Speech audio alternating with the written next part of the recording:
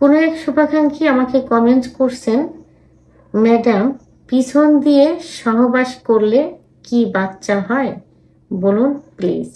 দেশের এবং প্রবাসের ভাই বোনদের প্রতি সালাম। আসসালামু আলাইকুম। আমি প্রভাষক ডাক্তার রিক্তা পারভিন, হোমিওপ্যাথি এবং আয়ুর্বেদিক চিকিৎসক, চেম্বার সেবা হোমিও কমপ্লেক্স অ্যান্ড সেবা ডিজিটাল ল্যাব, উপজেলা মডেল মসজিদের পূর্ব পাশে, শিমুলিয়া, মাগুরা। আজকে খুব গুরুত্বপূর্ণ একটা বিষয় নিয়ে আলোচনা করব। বিষয়টি কেউ খারাপভাবে নেবেন না, কারণ এটা মেডিকেল টার্ম অনুযায়ী প্রশ্নটা করা এবং অ্যান্সারটাও সেইভাবে দেওয়া। অনেকের ভুল ধারণা থাকে, সেই ভুল ধারণাটা শুধরানোর জন্য ভিডিওটি আজকে আমার অ্যান্সার করা।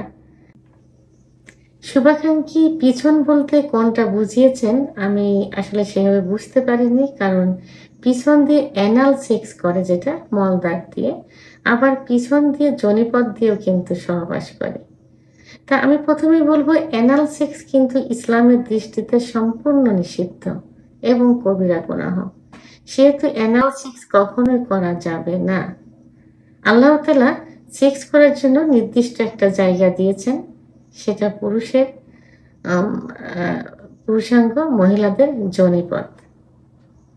তো এটা এর মাধ্যমে বাচ্চা হয়, এর এই পথের মাধ্যমে বাচ্চা হয় এবং এই বাচ্চা হওয়ার ধারা অব্যাহত রাখার জন্য যৌন মিলন। তো আমি প্রথমেই বলবো যে যদি কেউ অ্যানাল সেক্স করে, অর্থাৎ মলদ্বার দিয়ে সহবাস করে, তাহলে বাচ্চা হবে না। আর পিছন দিয়ে যদি যোনিপথ দিয়ে সহবাস করে, তাহলে বাচ্চা হবে। কারণ পুরুষের শুক্রাণু এবং মহিলাদের ডিম্বাণু মিলিত হয়ে কিন্তু বাচ্চা হয়। এখন মহিলাদের ডিম্বাণু কোথা থেকে আসে? ডিম্ব নালী থেকে। আর এই ডিম্ব নালী অর্থাৎ ওভারির অবস্থান কোথায়? এটা তলপেটে, লয়ার অ্যাবডোমেন বা তলপেটে জরায়ু থাকে। জরায়ুর দুই পাশে দুইটা ডিম্ব নালী থাকে। এই ডিম্ব নালী থেকে নির্দিষ্ট একটা সময়ে ডিম্ব বের হয় এবং পুরুষ তখন মিলন করলে পুরুষের শুক্রাণু আর মহিলাদের ডিম্বাণু মিলিত হয়ে বাচ্চা হয়।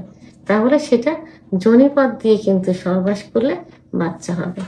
সেটা পিছন দিয়ে করলে হবে, যে ওয়েতেই হোক, যোনিতে ডিম্বাণু শুক্রাণু মিলনের ফলে বাচ্চা হবে। কিন্তু রেকটাম দিয়ে অর্থাৎ মলদ্বার দিয়ে সহবাস করলে বাচ্চা হবে না, কারণ মলদ্বারে ওভারি নেই, জরায়ু নেই। ওখানে শুধু পেটের মলমূত্র, মল বাইরে বের হয়ে আসে। ওটা শুধু মল ত্যাগের একটা রাস্তা বা ওয়ে। তা সেহেতু এখানে সহবাস করলে বাচ্চা হবে না। কিন্তু আপনারা কখনো ভুলে কেউ কখনো মলদ্বার দিয়ে সহবাস করার চেষ্টা করবেন। এটা খুবই জঘন্য একটা বাজে একটা কাজ, কারণ একদম নোংরা একটা কাজ। তো এই পথ দিয়ে সহবাস করলে জেনে শুনে কোনো ভালো মেয়ে কোনো কিন্তু স্বামীর সংস্পর্শে আসবে না, যারা এই মলদ্বার দিয়ে সহবাস করাকে মানে ঘৃণার চোখে দেখে। ভালো যে মহিলাগুলো, সাধারণত নোংরা প্রকৃতির কিছু মেয়ে আছে যারা এটা করে থাকে। তা সবাই এটা থেকে দূরে থাকতে হবে, ইসলামিক অনুশাসন মেনে চলতে হবে, নির্দিষ্ট জায়গায় যোনিপথ দিয়ে সহবাস করতে হবে, যার মাধ্যমে বংশ বিস্তারের ধারা অব্যাহত রয়েছে। ভিডিওটি সম্পর্কে যদি কোনো মতামত থেকে থাকে অবশ্যই কমেন্টের মাধ্যমে জানাবেন। আর ভিডিওটি ভালো লাগলে লাইক, কমেন্ট, সাবস্ক্রাইব করে আমার সঙ্গে থাকুন। আল্লাহ হাফেজ।